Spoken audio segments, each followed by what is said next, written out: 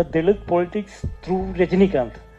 I don't know he understand or not, but 2016 வந்த கபாலி நிறைய பேரை திருப்திப்படுத்தாட்டியும் ரஜினிகாந்த் 2 படம் மட்டும் எடுத்த ஒரு இயக்குனருக்கு சான்ஸ் கொடுத்தது நிறைய பேசப்பட்டுச்சு. அதை விட முக்கியம், அதில் பேசப்பட்ட ஐடியாலஜி, கதைக்களம் எல்லாமே ரஜினிகாந்தோட ஃபேன்ஸுக்கும் நார்மல் ஆடியன்ஸுக்குமே புதுசாக இருந்துச்சு. இந்த ஒரு முடிவு தமிழ் சினிமாவில் நிறையா மாற்றங்கள் கொண்டு வந்துச்சுன்னு சொன்னால் பொய்யா இருக்காது. நிறைய பெரிய ஸ்டார்ஸுக்கு இளம் இயக்குனர்கள் கூட படம் பண்ண இதுவே ஒரு மோட்டிவேஷனாக இருந்துச்சு. கேள்வி என்னென்னா, ரஞ்சித்தோட இந்த ஐடியாலஜி புரிஞ்சுக்காமையா அவர் ரஞ்சித் கூட 2 படங்கள் பண்ணியிருக்காரு.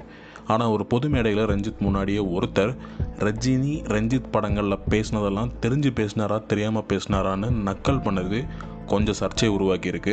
ரஜினி இடத்துல யார் நடிச்சிருந்தாலுமே இந்த கேள்வி கொஞ்சம் அனாவசியமானது தான் நிறைய பேர் சொல்லியிருக்காங்க.